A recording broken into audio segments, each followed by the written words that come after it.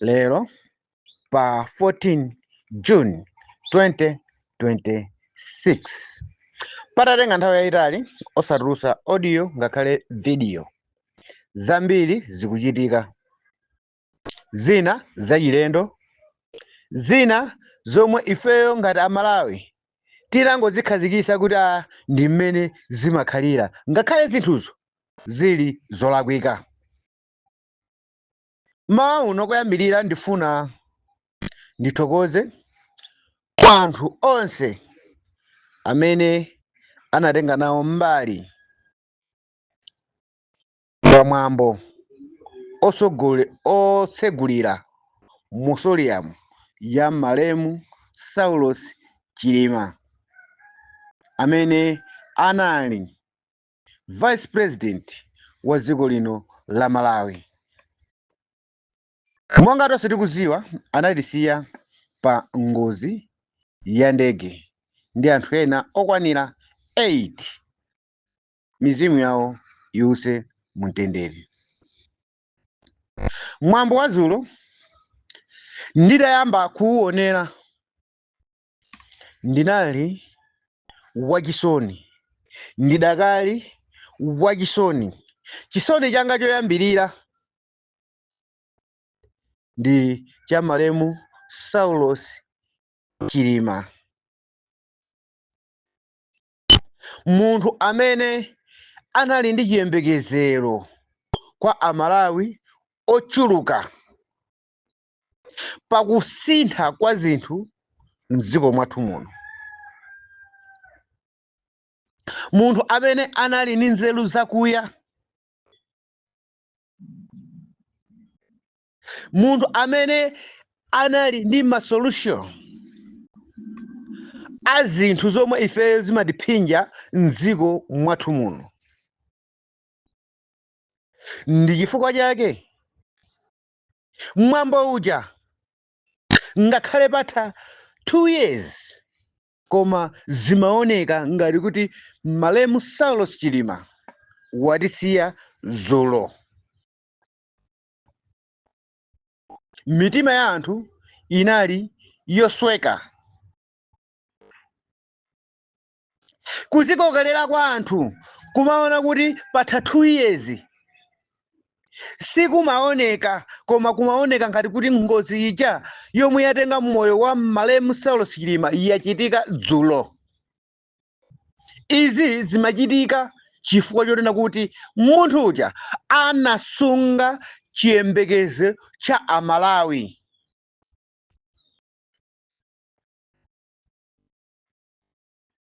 Mitima nthawi ina imalimba chifukwa chonena kuti Mulungu anatipasa pakati pathu Malemu Saulos Chilima, ndipo Mulungu yemweyo anayikiza ntchito zomwe azagwire pa dziko lino lapansi. Mtima umalimba kunena kuti ntchito imene ijayo yomwe anagwira Saulos Chilima ali moyo pa dziko lapansi ndi yomwe Mulungu anayikiza kuti azatigwirira. Ngati panafikira kuti chinthu chimenechi chacho, imfa imeneja idze pakati pathu, ndiye kuti timakhulupirira kunena kuti Yehova ananena kuti kwakwana. Mwana wanga, ntchito yomwe ndinakupasa kuti ugwire pa dziko lapansi yakwana. Koma chifukwa cha ludzu la ifeyo nzika Amalawi, chifukwa cha zinthu zomwe Saulos Chilima ankationesera zoonesa kuti dziko lethu lino litha kusintha, malifomu ndi zinthu zina zambiri, ife timanena kuti sanamalize kutisiya pamene ife timafuna kuti titani kuti tifikepo malingana ndi malingaliro a Malemu Saulos Chilima. Koma ifeyo ndife ndani? Tiyenera kuvomereza. Chisoni changa namba 2 chinali mmene tikupangira zinthu zathu ngati Amalawi. Akuluakulu, tiyeni chinthu chakuda tisamachiyike kukhala cha white. Chinthu choyera ndi kuchiyika kukhala chakuda. Tiyeni tineneni zinthu mmene zikuyenera kukhalira. Zomwe zachitika ku Nsipe, mwambo mmene unakhalira, ngakhale tikuziwa kunena kuti mwambowo anakonza ndi yakubanja, koma ifeyo ngati mdziko pa machitidwe athu a zinthu tikuperewera. Sizoona vice president wa dziko ali pamenepopo, amene ngati president pamalopo palibe amene amatenga ntchito ya president, amakhala vice president. Ngakhale tikuzindikira kunena kuti kusankha kwa munthu amene angathe kukamuyimirira president kuli m'manja mwake, koma kusankha kumeneku komwe kukuchitika munyengo inoyo sikupereka chithunzithunzi chabwino. Apo sitingabise, kulibe chithunzithunzi chabwino. Malo amene ajawo anapezeka anthu ku Nsipe, Malawi wina aliyense Sanje Tuchitipa amakhulupirira kuti chinatenga moyo wa Malemu Saulos Chilima ndi udani omwe unali pakati pake mokhudzana ndi udindo wake wa vice president, kuti panalibe mgwirizano weniweni ndi president amene ankalamula nthawi imeneyo, Lazarus Chakwera. Zambiri zinkachitikwa, anthu ankaona Saulos Chilima akunyozedwa pagulu. Ndipo boma lija lomwe linapita la MCP. Lero so tikuona zokhazokha Mai Jane Ansah akuonesedwa kupepuka pagulu omwepo. Pamwamboso omwe anthu amakhulupirira kuti Malemu Saulos Chilima moyo wawo unatengedwa chifukwa chonena kuti panalibe kugwirizana pakati pa chipani cha MCP, pakati pa president ndi Saulos Chilima. Chisoni nyone nyonso chinandigwira kwambiri kuti ndimayamba kuganiza kuti kodi ife Amalawi chomwe chinatilosacho ndi chani?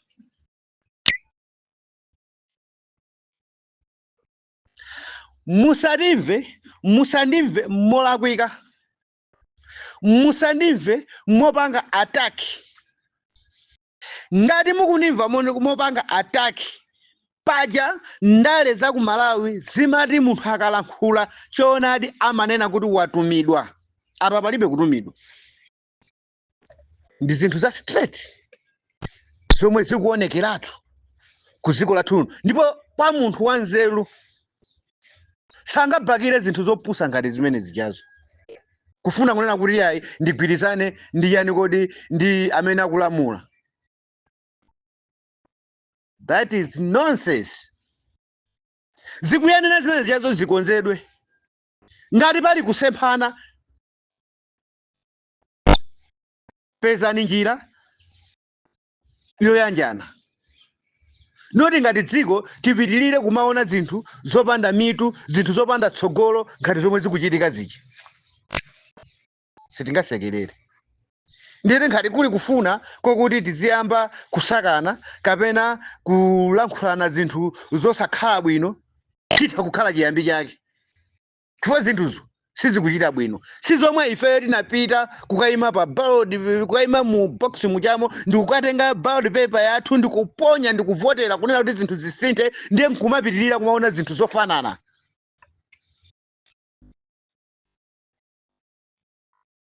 Imfa ya Malemu Saulos Chilima inali yopweteka kwa munthu wina aliyense. Palibenso munthu amene angayembekezere kuti kusachitikenso imfa ngati imenejayo yomwe anthu amayiganizira kuti ndiyongochita kupangidwa. Ndiye ndikumaona zizindikiro zina zofanananso ndi zomwe zinachitika zija zikuchitika pakati pa mwamboso wa munthu amene akukumbukiridwa kunena kuti anamwalira. Ani ngoziyo imaganiziridwa zinthu zambirimbiri nchifukwa chipakukhazikitsidwa ma commission of inquiry. Ngakhale boma ili linavomereza kukhazikitsa komiti yofufuza za ngozi imene kusonyeza kuti wina aliyense samamvesesa kuti zimene ziyazo zinachitika bwanji. Ali ndi ma question mark, ali ndi zinthu zina zomwe amaganiza kuti ngozi imene ija ndi man made. Ndiye sitingamasekerere ndikumaonanso zinthu zina zikuchitika zofanana ndi zomwe zinachitikazo, zomwe anthu akuziganizira kuti zinatenga moyo wa Saulos Chilima zikuchitikanso pakati pathu. Utakhala ukusekerera zimenezo ndi kuti mutu wako pena pake sukuyenda bwino.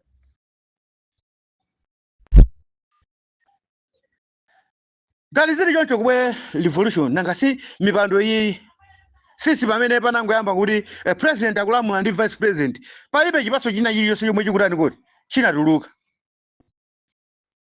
Onse ma vice president wa amakhala owukira mukuti kulankhula kuti zina choncho kuti amakhala owukira president. Koma kunena zinthu zona timatha kuzindikira kuti pali anthu ena amene amanzungulira president pamene wasankhidwa kukhala mu office ngati president, amene amampasa upangiri wolakwika omwe umachitisa kunena kuti president aziyang'ana wachiwiri yake ndi diso lolakwika. Chona chake ndi chimene chocho.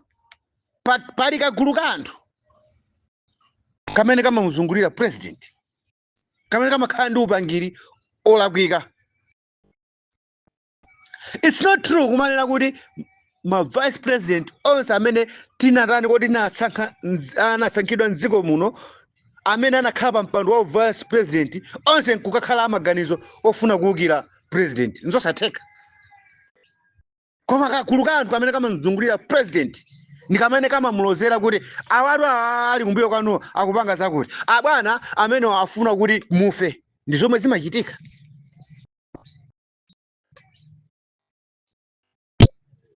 Akuluakulu nkhati dziko sili kuchita bwino. Ine as a Cliff Chinyama ndimanena chawaiti chimakhala chiyani kuti chawaiti chokuda ndi chokuda. Ndinayima kumenya left and right kumbali yanga pesi yomwe ine ndinayenera kuti ndisakukwanisa ndinakwanisa pofuna kuti Malawi Congress Party ichoke. Wina aliyense ali ndi mulingo wake, ali ndi malire akachitidwe kache kuti kazinthu. Ine ndikamakhala pano ndimazimva mbali yanga ndinapanga kuno kuti Malawi Congress Party irani kuti ituluke chifukwa cha nkhanza zomwe zinkaonesedwa pa nthawi imeneyoyo. Now kunabwera chipani cha DPP chomwe timayembekezera kuona kusintha. So pa nthawi ineyo chifukwa chona kuti ndinachemerera Professor Arthur Peter Mutharika ndi chipani cha DPP, ndiye ndipitirire kumaona zinthu zolakwika zikuchitika, ine ndikumatani kuti ndikumasekerera mpomwe ndimazitchula kunena kuti ndine munthu omenyera ufulu anthu. Chikhalire ndikuchita kudziwa kuti anthu zomwe zikuchitikazi akuda nazo kukhosi, akudana nazo, ndiye ine kumakasankha njira zofuna kupherera. Pofuna kulikondweresabe bomalo chinthu cholakwika chomwe chikuchitika pakati pawo, ndiyo sindikuganiza bwino. Ndiso ngati mwina uli udaniyo kuli bwino ukhale. Koma ine chilungamo changa chomwe ndimachiona kuti chili kumtima nditachitulusa.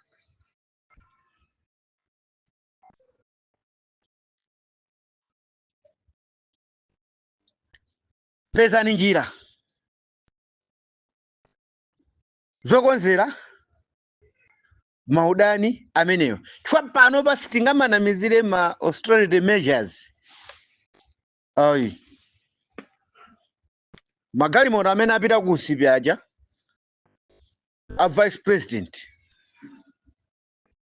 panali apolisi pamene paja.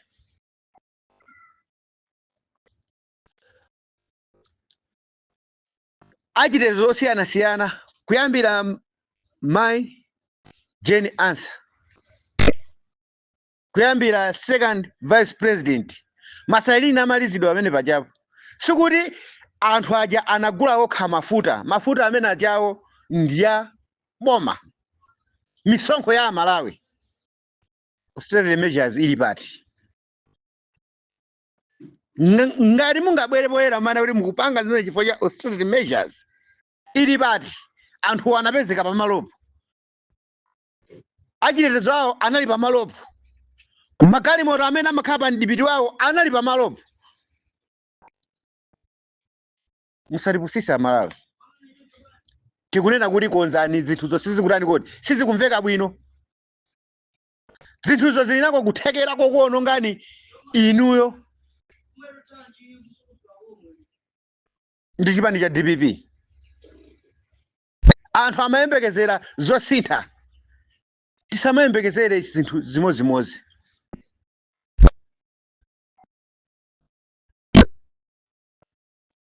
Zingavute zingatani dziko linolo pamene a Professor Arthur Mutharika anasankha Mai Jane Ansah, ife nkumaombera m'manja nkumanena kuti iyayi pamene pajapo sanaphonye penalty, wina aliyense amasangalala. Koma lero zinthu zija zikuoneka mosinthika. Sinthani.